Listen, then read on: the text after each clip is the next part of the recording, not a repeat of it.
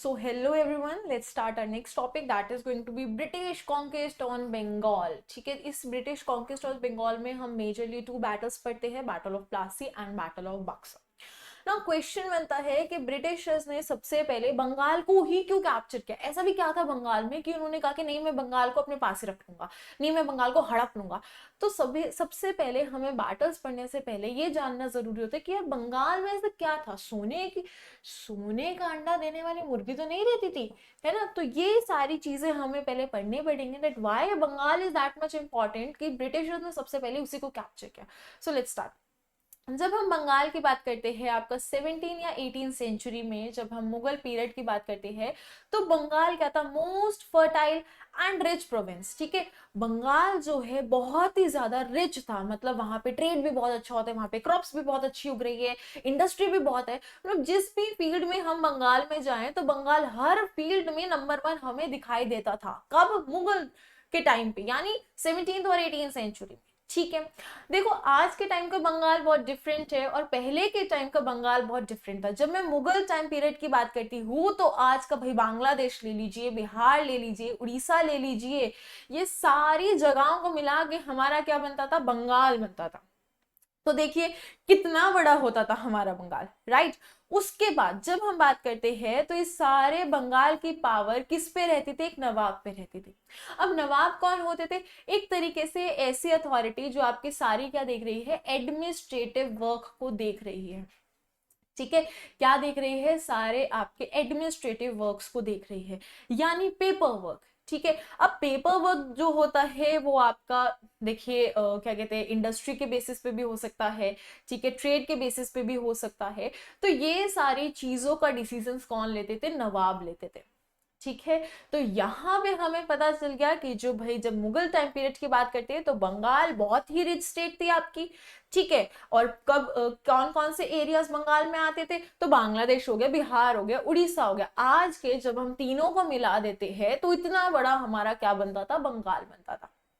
ठीक है, और बंगाल का कार्यकाल सारा कौन देखते थे, नवाब देखते थे. तभी उनको क्या बोला जाता था, नवाब ऑफ बंगाल जो है आपका बोला जाता था.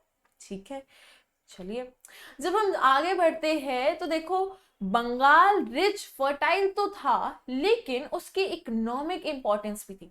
अब इकोनॉमिक इंपॉर्टेंस का मतलब होता है कि मेजरली ऐसा कौन कौन से फील्ड थे जहां पे बंगाल शाइन कर रहा था. तो मान लेते हैं टेक्सटाइल में शाइन करता है, सिल्क में, सॉल्ट में. देन बंगाल बहुत बड़ा एक्सपोर्टर भी था. किस चीज का एक्सपोर्टर था भाई, वो आपका राइस का, हैंडीक्राफ्ट का, cotton textile, sugar, paper, indigo, इन सारी चीजों का वो क्या था, एक्सपोर्टर था. अब अगर आपने लास्ट लेक्चर ध्यान से देखा होगा तो जो इंडिया है वो मेजरली ट्रेड किसके साथ करता था, यूरोप के साथ करता था, राइट. इट मीन्स ये जो सारी चीजें हैं वो कहाँ एक्सपोर्ट होती होंगी, तो वो आपकी यूरोप में एक्सपोर्ट जो है होती होंगी. ठीक है, चलिए अभी हमें पता लग गया है कि बंगाल बहुत फर्टाइल था, रिच प्रोविंस थी, है ना, और वो आज का बांग्लादेश, उड़ीसा और बिहार कंसिस्ट करता था. बिल्कुल सही. अब हमने यहां देखा कि जो आपका बंगाल है उसमें silk, salt, textile, rice, cotton, sugar, paper, Indigo, सारी चीजों को क्या होता था, एक्सपोर्ट होता था. अब एक्सपोर्ट कहाँ होता होगा, तो ऑब्वियस सी बात है भाई जो यूरोपियंस लास्ट लेक्चर में इंडिया में आए थे उन्हीं के साथ होता होगा ना, और किसी के साथ थोड़ी होता होगा. चलिए जब हम आगे देखते हैं तो ब्रिटिशर्स को क्या दिखा बंगाल में. अब देखो हमने बंगाल एज ए इंडिविजुअल के बारे में पढ़ा कि बिल्कुल सही, बंगाल बहुत ही सच में क्या थी, एक रिच प्रोविंस थी. अब हम देखते हैं ब्रिटिशर्स को एक्चुअल में दिखा क्या उस बंगाल में. देखते हैं, पहली चीज उन्होंने कहा कि देखिए बंगाल जो है ना, रिच है, फर्टाइल है, एक बहुत अच्छी प्रोविंस है, तो वो हमारा पहला किंगडम बन सकता है.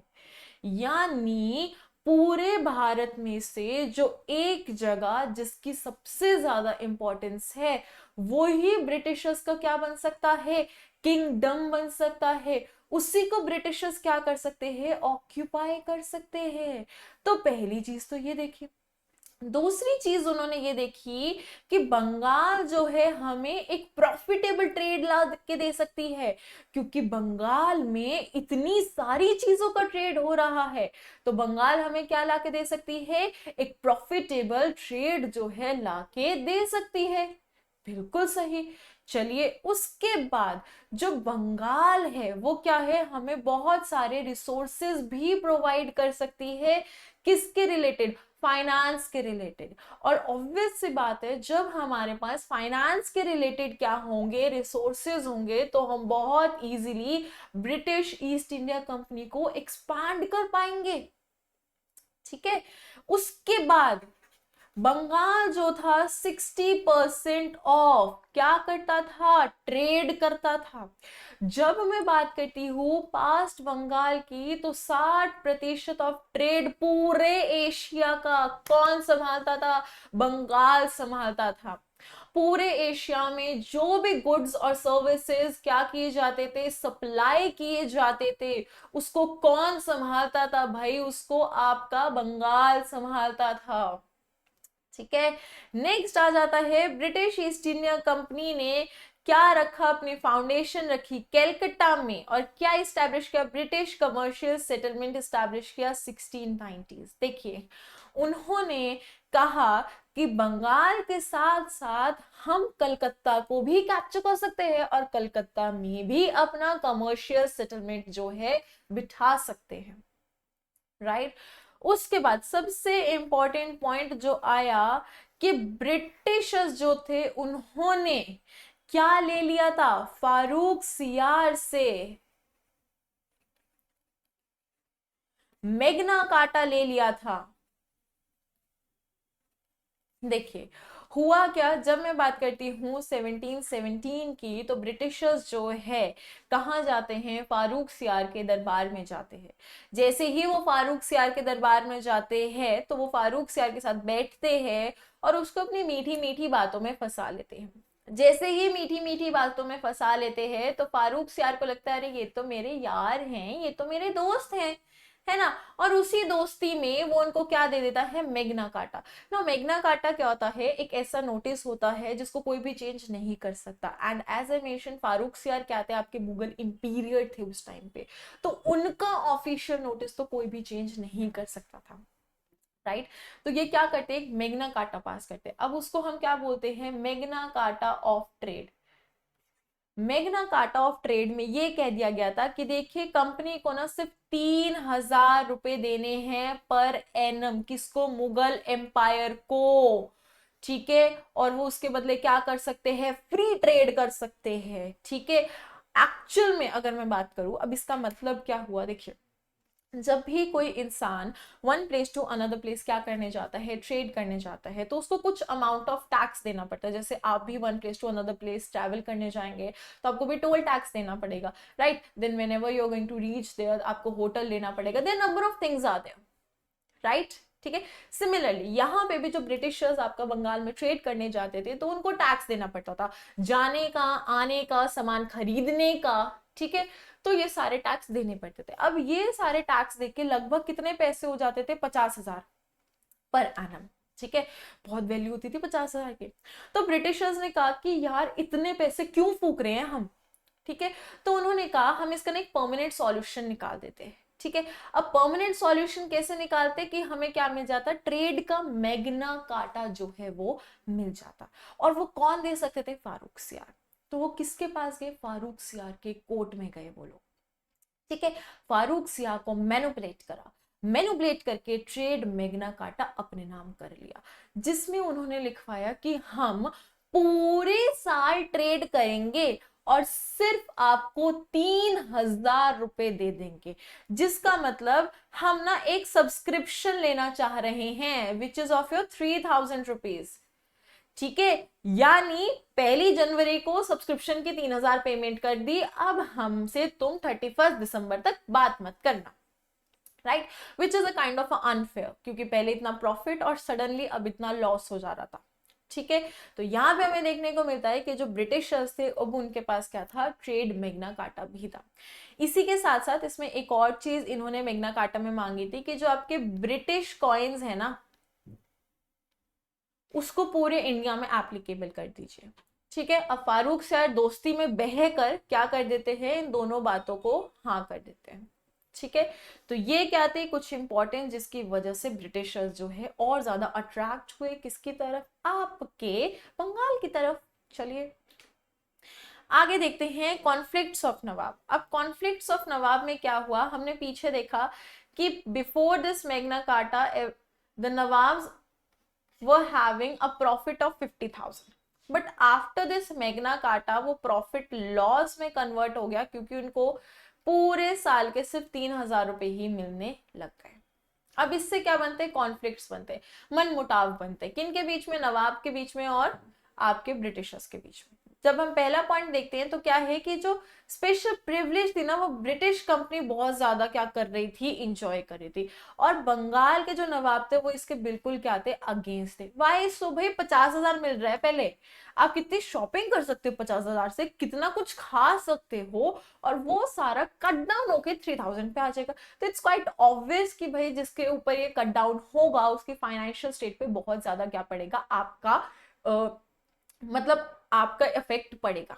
ठीक है, सेकंड क्या देखने को मिलते हैं कि जो आपकी ब्रिटिश कमर्शियल इंटरेस्ट थे, ठीक है, और जो बंगाल गवर्नमेंट थी, ठीक है, उसमें क्या कहते हैं, कॉन्फ्लिक्ट आ गए थे। क्यों, सो यही चीज कि जो अब ये मैग्ना कार्टा इसके वजह से उनको पैसे ही नहीं मिल पा रहे। ठीक है, सेकंड हुआ क्या, ब्रिटिशर्स ने ये मान लिया कि जितने भी नवाब्स हैं ना, जो आपके बंगाल की गद्दी पे बैठे हैं, वो एज अ पपेट वर्क करेंगे। पपेट का मतलब क्या होता है कि देखिए नवाब आप आज सोएंगे तो वो सोते रहेंगे, नवाब आप खाना खा लो तो खाते रहेंगे। तो ये जो आपका माइंडसेट था ब्रिटिशर्स का कि यार नवाब जो है हमारे कहने पे ही चलेंगे, वो भी कहीं ना कहीं एक कॉन्फ्लिक्ट का रीजन बना। वाई सो, बिकॉज नवाब भी उस टाइम पे एक अच्छी रैंक होती थी, एक ऑथराइज रैंक होती थी, उसमें पावर होती थी, and how can they expect कि यार जो अब ये इंसान है, ठीक है, पपेट की तरह चलेगा। ठीक है, तो कहीं ना कहीं नवाब्स की भी ईगो यहाँ क्लैश हो जाती थी। ठीक है, जिसकी वजह से क्या होता था, ब्रिटिशर्स और नवाब में नहीं बन पाती थी। राइट, तो ये तीन क्या थे, मेजर आपके रीजंस थे, जो जिससे क्या हुआ, जो नवाब्स थे और जो ब्रिटिशर्स थे उनमें क्या हो गया, कॉन्फ्लिक्ट आना जो है आपके शुरू हो गए। राइट, और आई गेस मुझे लगता है बिल्कुल सही थी कॉन्फ्लिक्ट, ये पपेट वाला पॉइंट तो बिल्कुल ही सही था। हाउ कैन दे एक्सपेक्ट कि यार वो हमारा पपेट बन के चलेगा, है ना। And again Magna carta was also totally unfair. चलिए, इसके साथ एक और चीज मैं आपको बता देना चाहती हूँ यहीं पे कि जो आपका मैग्ना कार्टा था ये किसको मिला था, सिर्फ ब्रिटिशर्स को मिला था। राइट, अब ब्रिटिशर्स क्या कर रहे थे, अपना तो खुद का प्रॉफिट कर रहे थे, लेकिन अपने प्रॉफिट के अलावा जो वहां पे अदर ट्रेडर्स हैं उनको भी ये जो मैग्ना कार्टा का कार्ड है, ये जो मैग्ना कार्टा का लाइसेंस है वो दे रहे थे, जिससे क्या हो रहा था कि यार चलो ब्रिटिशर्स से तो प्रॉफिट नहीं आ रहा बट अदर ट्रेडर्स से आ जाएगा। बट अदर ट्रेडर्स के पास भी ये कार्ड निकलता था, जिसकी वजह से बिल्कुल जो नवाब हैं बंगाल के उनके पास 1 रुपया भी नहीं आ पा रहा था। राइट, जिससे कॉन्फ्लिक्ट्स और बढ़ते चले गए आपके। ठीक है, क्लियर। चलिए आगे बढ़ते हैं। अब इसी से क्या होती है, आपकी बैटल ऑफ प्लासी होती है। बैटल ऑफ प्लासी पहली बात तो कौन सी ईयर में लड़ी गई, तो आपके 1757 में लड़ी गई है। ठीक है, इसको प्लासी भी बोलते हैं और प्लाशी भी बोलते हैं। ठीक है, अब प्लासी लाई कहाँ करता है, तो आपके वेस्ट बंगाल के रीजन में लाई करता है, जो किधर पड़ता है, आपके ईस्ट साइड ऑफ कौन सी river, that is your Bhagirathi river. Right, अब होता क्या है कि ब्रिटिश ईस्ट इंडिया कंपनी को हेड कौन करते हैं, रॉबर्ट क्लाइव करते हैं, एंड उनके सामने कौन होते हैं, सिराजुद्दीन दौला होते हैं। ठीक है, अब ये चीज याद रखिए, बैटल किसके बीच में है, ब्रिटिशर्स के बीच में है, और ब्रिटिशर्स की आर्मी को हेड कौन कर रहे हैं, तो उनका नाम है रॉबर्ट क्लाइव, एंड उनके अपोजिट में कौन है, सिराजुद्दीन दौला। अब आप पूछेंगे कि सिराजुद्दीन दौला कौन है, तो भाई ये क्या थे, आपके नवाब ऑफ बंगाल थे। देखिए पीछे हमने देखा ना, जिनके साथ इतना बुरा हो रहा है वो और कोई नहीं थे, वो सिराजुद्दीन दौला ही थे। ठीक है, अब हमारे लिए ये जानना जरूरी हो जाता है कि वॉर की स्थितियां बनी क्यों। चलो देखो, मैं एक चीज एग्री कर लेती हूँ कि पीछे जो हमने पढ़ा कि कॉन्फ्लिक्ट्स हो रहे थे वो रीजन हो सकता है, बट कॉन्फ्लिक्ट जो मन मुटाव होते हैं ना, वो बात करके भी सुलझाए जाते हैं। इट मीन्स कुछ ऐसा इंसिडेंट हुआ जो बिल्कुल भी कवर हो ही नहीं सकता था, ठीक है, और हमें वो ही इंसिडेंट जो है जानना है, major reason of this battle of Plassey. चलिए हाँ जी, बैकग्राउंड देख लेते हैं थोड़ा सा बैटल का। जब हम बात करते हैं सिराजुद्दीन दौला, तो सिराजुद्दीन दौला क्या थे, आपके नवाब ऑफ बंगाल थे। Now Sirajuddin Daula succeeded his grandfather जिनका नाम था अली वर्दी खान। देखिए इट मीन्स सिराजुद्दीन दौला से पहले कौन थे, अली वर्दी खान थे। इट मीन्स अली वर्दी खान कहीं ना कहीं he was that person who was facing those kind of conflicts and the result of that Magna carta. ठीक है, जैसे ही उनकी डेथ हो जाती है तो उनके आगे के सक्सेसर कौन बनते हैं, तो वो सिराजुद्दीन दौला बनते हैं। अब अली वर्दी आए हैं तो थोड़ा सा अली वर्दी जी के बारे में जान लेते हैं।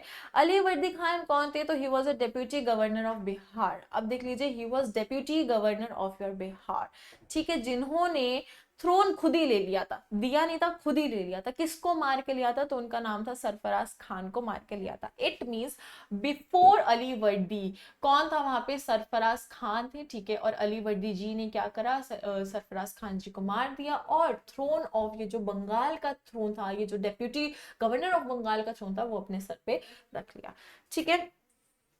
नाउ अब ये सरफराज खान थे कौन, तो he was incapable son of मुर्शिद कुली खान, ठीक है, जो क्या थे, दीवान ऑफ बंगाल थे।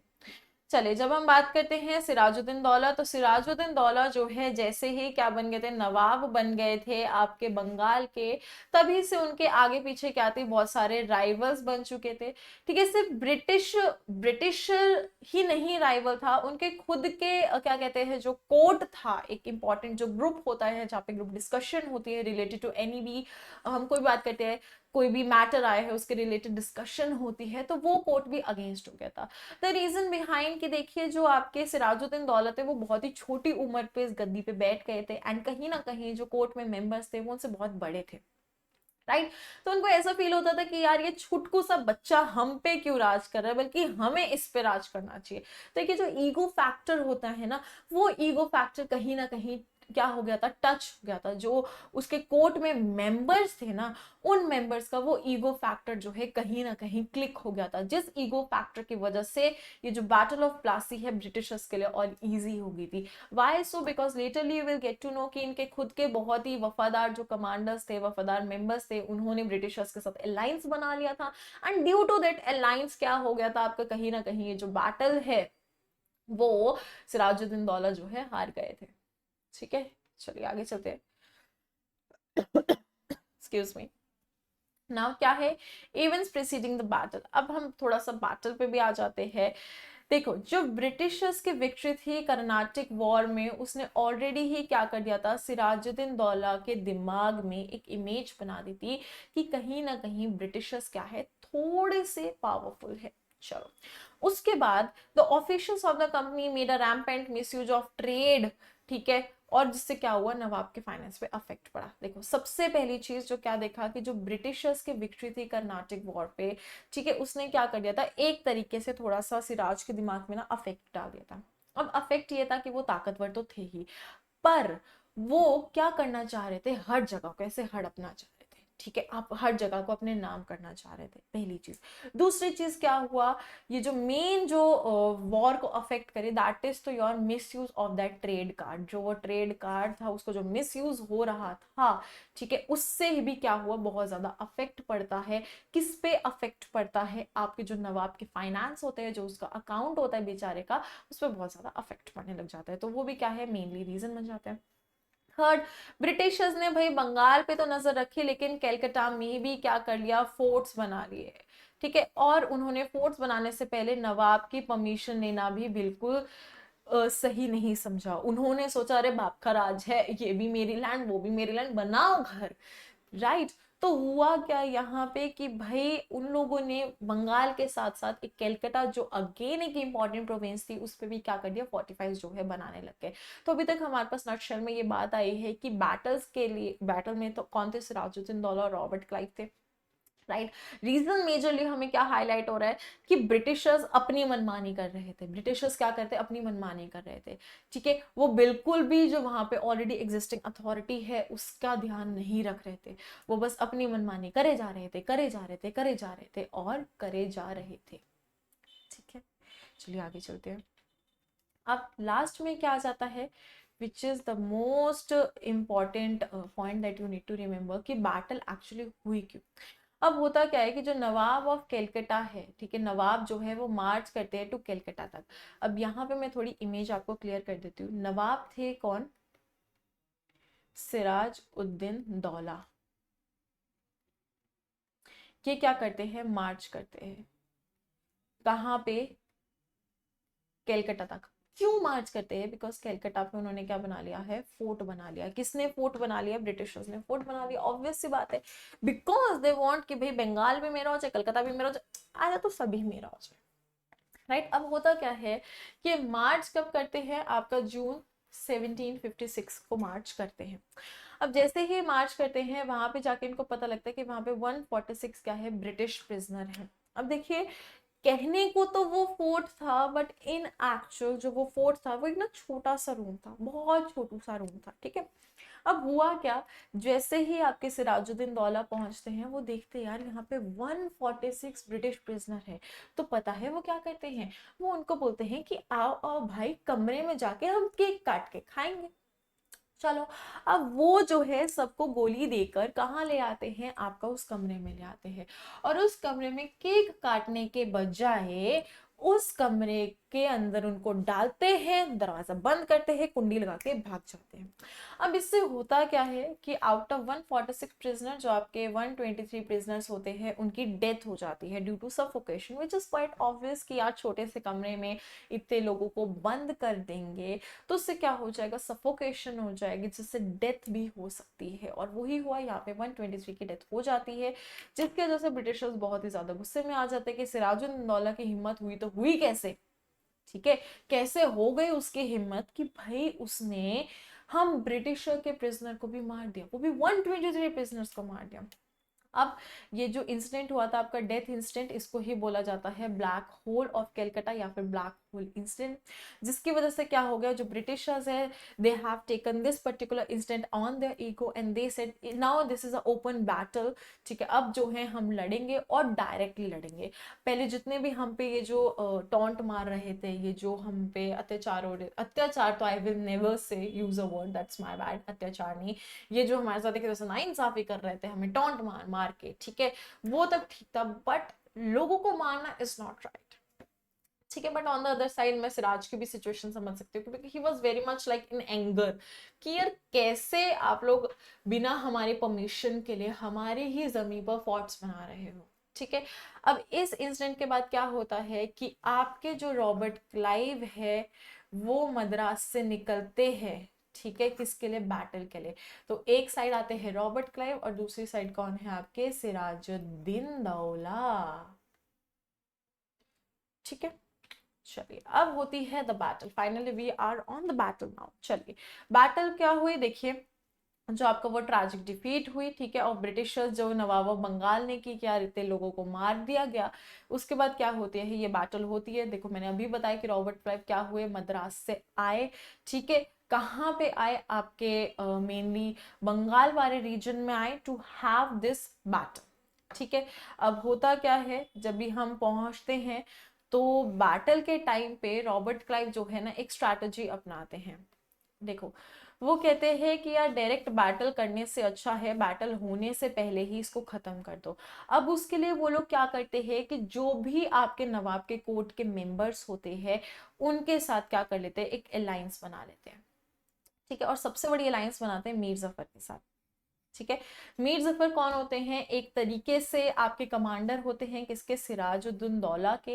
एंड वो मीर जाफर के साथ अलायंस बनाते हैं एंड उनको एक प्रॉमिस करते हैं कि हम आपको क्या दे देंगे, नवाब ऑफ बंगाल का, ठीक है, वो जो थ्रोन है, वो जो गद्दी है, वो हम आपको गिफ्ट कर देंगे, हमें तो नहीं चाहिए, देखो आप ले लेना, लेकिन आपको हमारे साथ क्या बनाना पड़ेगा, अलायंस बनाना पड़ेगा। और जिस अलायंस से हम जब बैटल को क्या होंगे, आपका जीत जाएंगे, ठीक है, तब आप क्या ले सकते हो, उस वो जो गद्दी है बंगाल की उस पे आप जाके बैठ सकते हो। अब देखो ऑब्वियस सी बात है, कोई भी इंसान आपको इतनी बड़ी अथॉरिटी क्या करेगा, सामने से ऑफर करेगा तो आप मना तो नहीं करोगे, ठीक है, आप तो मतलब झपट के ले लोगे। और वही चीज किसने की, मीर जफर ने की।